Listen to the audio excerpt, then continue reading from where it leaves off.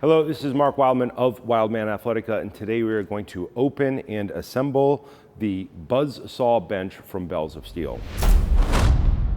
I'm working on building out basically a CrossFit box worth of equipment with kettlebells on top in this training space here in Los Angeles, California. This is the seminar space that we are going to use moving forward for a lot of our training. So we're filling it with a bunch of stuff.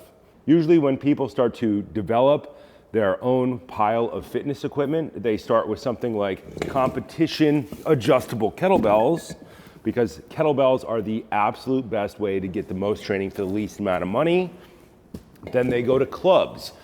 Which one of those is more important depends on which one you can get. Kettlebells and clubs are of equal importance. Usually after kettlebells and clubs, kettlebells lifting and carrying, clubs all throwing patterns, the most important things that humans do. Then people tend to get something like a pull-up bar. They start adding pulling to the sky. Kettlebells pull from the ground. A bar allows you to pull to the sky. After that, people tend to move towards something like a bench, a way to maximize the firing of the chest. As far as athletic progression goes, a kettlebell clean and press, a kettlebell swing are substantially more important than any benching activity you could possibly do. Think kettlebell swing, easiest thing to learn the fastest. Kettlebell single arm, kettlebell clean and press, which is where people are going to get their most athletic development in the least amount of time. Bar none, the most athletic development in the least amount of time. Then you move into a Turkish Get-Up program, which for the most part takes the place of bench training in the modern world. Most people do bench, they should be doing Turkish Get-Ups first. 5 minutes of Turkish Get-Up will get people a bunch of core muscle that they didn't know that they did not have, and it does ancillarily fire the chest and stabilize the shoulder joint. After you've done all that, you can go back and put something in like bench. An adjustable bench like this one is one of those things that people will definitely add as they become more serious about training. The most important things that you do in training do not change no matter what the apparatus that you use is. Kettlebell is cheapest. It is fast, it is the most economical, and it focuses on making all the muscles in your body equally strong. Your clean is equally as strong as your press, is equally as strong as your swing, which is what about 90% of people who train need to do. After you've worked on your kettlebells and your clubs for years, then you can go back and start working on your hex bar deadlift and your bench and your pull-up and your double kettlebell squat. It doesn't matter if you're deconditioned or a professional athlete, working on the basics never, ever, ever changes. You will be working on the basics every day for the rest of your life. I actually have another one of these on the other side of the country, but they are incredibly heavy once they are made. So once you build them, they pretty much stay in one spot forever.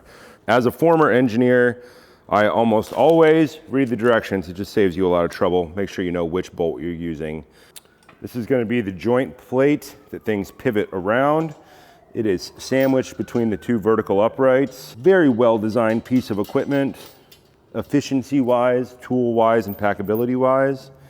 It's one of the nicer benches that I've ever seen. That's why I have two of them now. Give it a quick star pattern. Once you get the last one, go back and recheck all of them again. Good, spine in place. Our movement handle is going to go on the front. Two plates which are going to strengthen and mount to the side.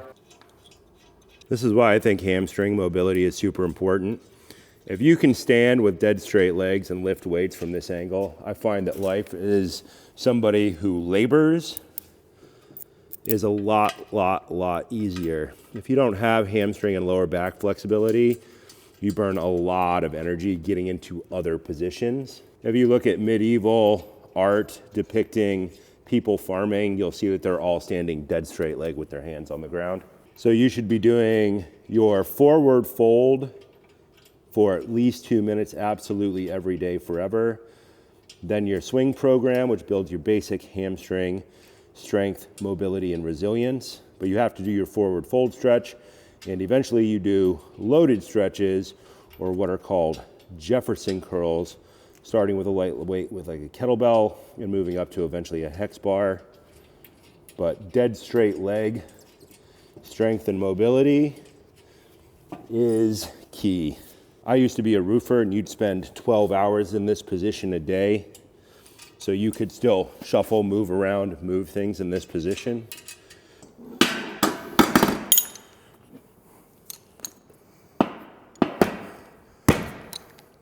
And everything is good to go. Tools we used was, we used 17 sockets, 17 millimeter sockets for the central post. We used a number 6 hex key for every one of these other threaded bolts. And then we used a 19 millimeter for everything else. Now this will go into our training program because we have a place to put it. Something like this is big, it's heavy, and it takes up a lot of space, but it will be here for the next 300 years if it's even remotely protected from the weather.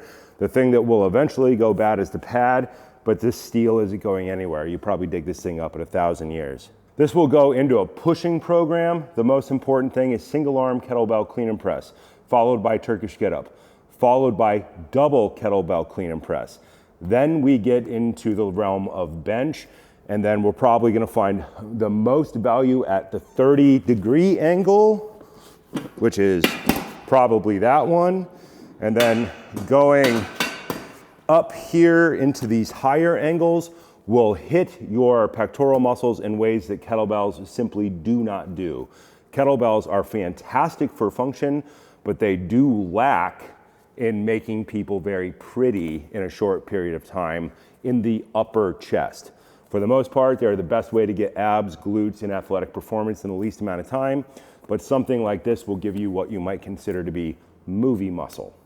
This piece of gear is here because we have a metal shop now.